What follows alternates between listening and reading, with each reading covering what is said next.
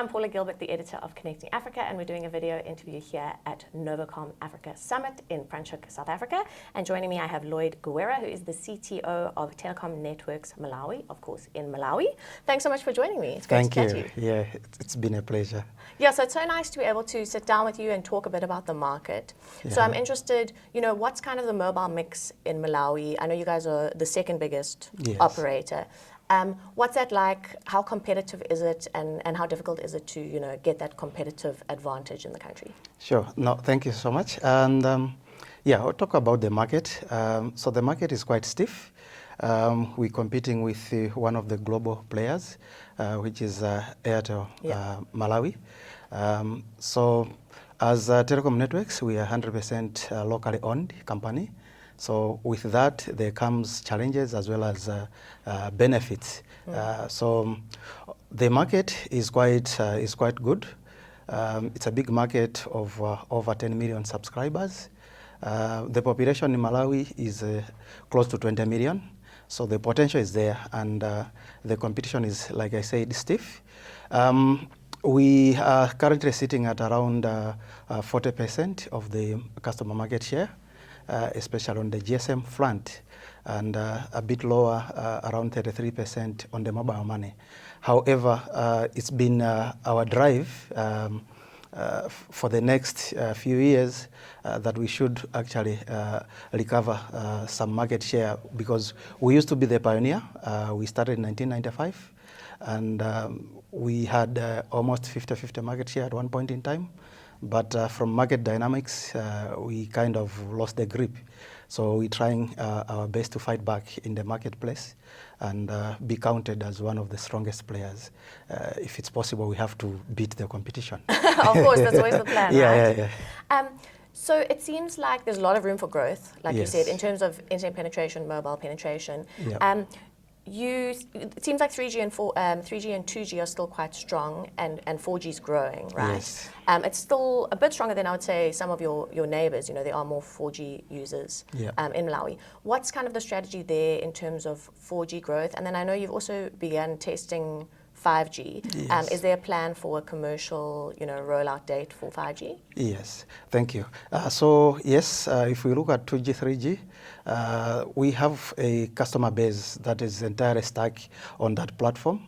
The challenge, especially in our market and mostly in the sub-Saharan Africa, is being the cost of devices. Which is beyond reach for most of the people who are marginally financially handicapped.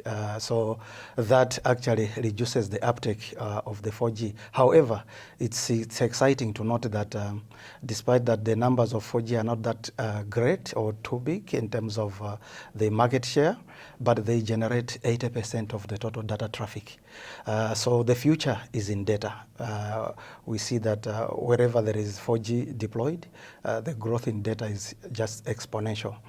One subscriber of 4G actually generates more than 3 times the traffic that a 3G ordinary subscriber generates. So we're trying to work with the regulator, the government, to lobby for bringing down prices of devices, either through deliberate policies on taxes that can reduce the burden on the customers, but also to tie up with device suppliers for low-cost 4G entry handsets. These are some of the initiatives that, as an operator, we are doing in consultation with the stakeholders.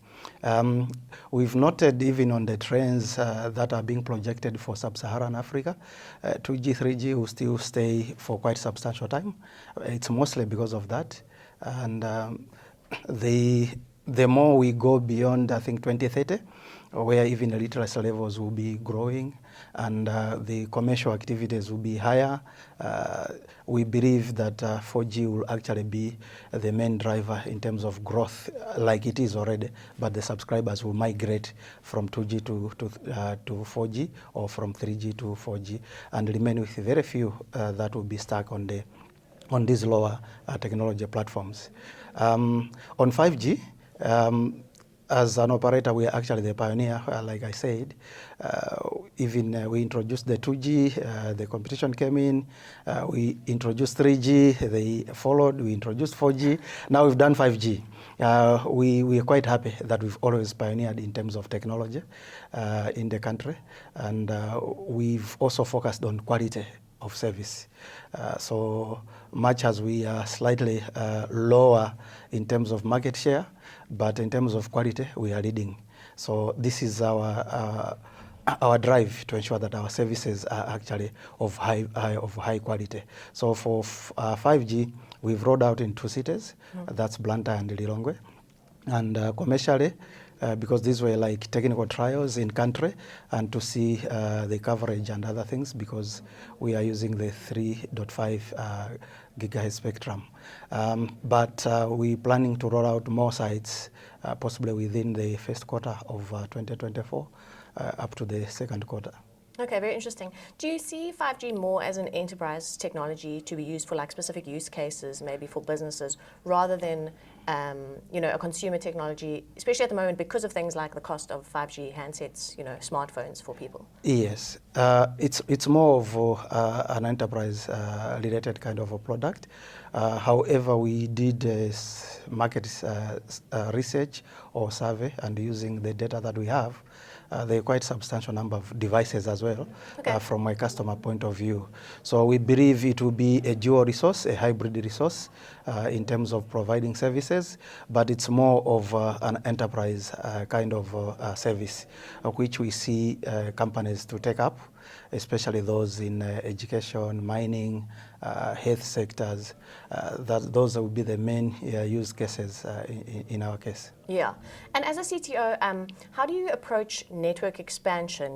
When you're trying to run all these different Gs at the same time, they want you to expand, they want you to grow, but then now you're trying to add 5G as well. How difficult is that to maintain resilience on the network?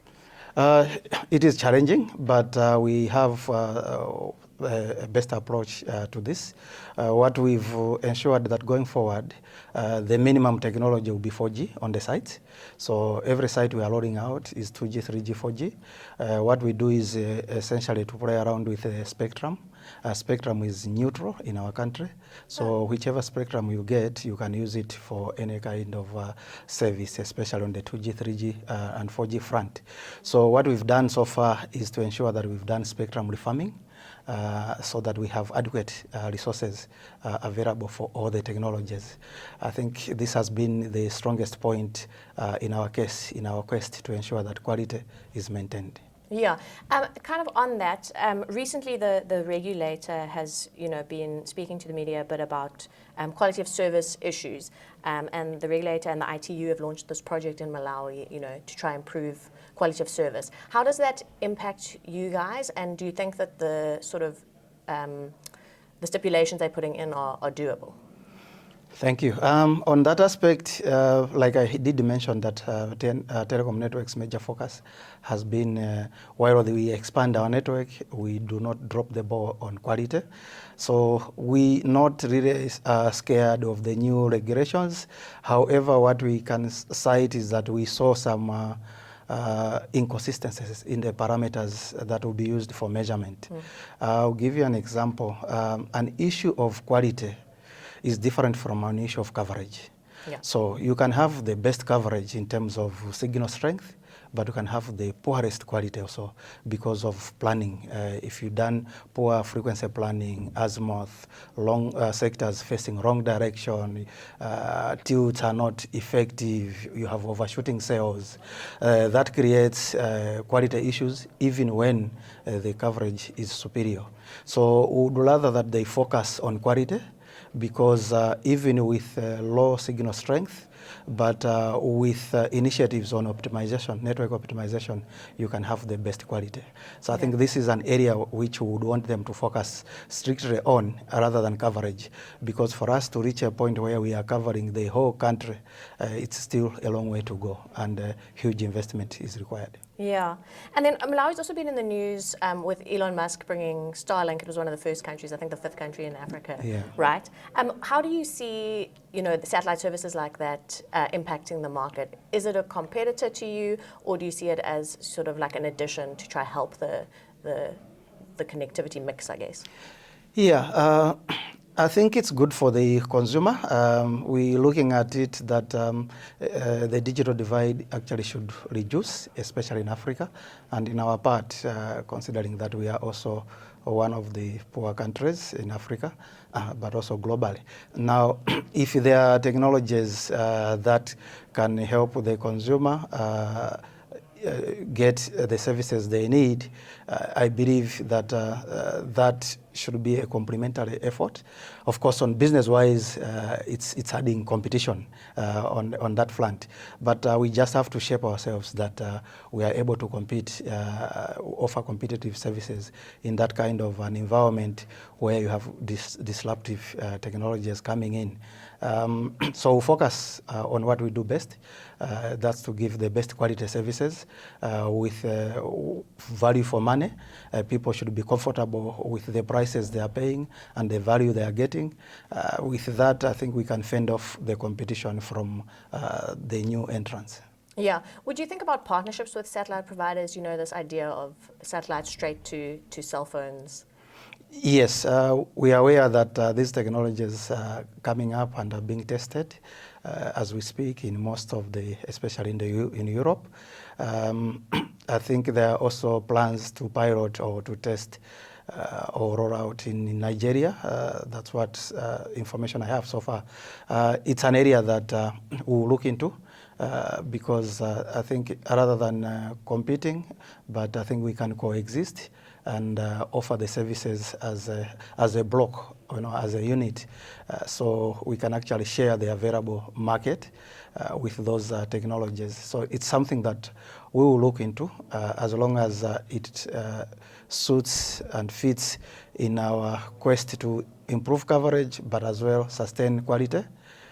We will not compromise on quality. If it's of inferior quality, obviously, then people will not take it. So we'll do an assessment and see how best we can partner with the and if it can work for rural areas, I guess, where it'd be so expensive to build towers. Yes, that would be great. So maybe what are your main areas that you'd want to focus on, let's say in the next 5 years, to make sure that there's meaningful growth in internet penetration in Malawi? So what TNM is doing in terms of growth is to look at expansion of our network massive expansion drive in the next 5 years, so that at least most of the uncovered areas, we are actually reaching out to them. At the moment, in terms of population, we're covering about 86%. I would like to move towards 95 and beyond in the shortest possible time. This will help us, deliver the best digital services, which is our mission, to all Malawians, leaving no Malawian behind in terms of digital transformation and evolution, as well as bringing fintech to the masses. I must highlight here to say traditional banks, they focus in towns and cities where infrastructure is already available, security is available, but remote areas are neglected. And it's mobile operators through mobile money platforms. In our case, it's called Impamba in the local language, where we are actually bridging this gap which is left out by the banks. In 2020, there was a survey in Malawi where it actually came up with only 25% of the population was actually banked, leaving out 75%, which is huge in terms of the adult population. So we're trying to close that space by offering these services. We've recently just launched a loan product on our mobile money platform. So people without e-value can actually borrow according to their credit rating, and let's say in the middle of the night you've run out of electricity or water and you don't have funds. this is very handy. You can just borrow an overdraft or loan itself, and then and with a very minimal interest rate, you are able to bring back utilities to your house, which can be power. You can pay for other services like TV services. You can pay for school fees, university, and all that, including we using paying for merchandise in shops. So it's actually revolutionizing the way people carry themselves, and would like to reach the levels that Safaricom in Tanzania have reached in terms of M-Pesa, where people hardly carry cash. This is the drive that we're trying to get to. Okay, wonderful. So great to hear what you guys are doing there. I think we could speak for another 30 minutes, but we'll have to leave it there. Yeah, so sure. thanks very much to Lloyd Gowera, who's the CTO of Telekom Networks Malawi. Great chat. Thank you so much, and appreciate for you having me.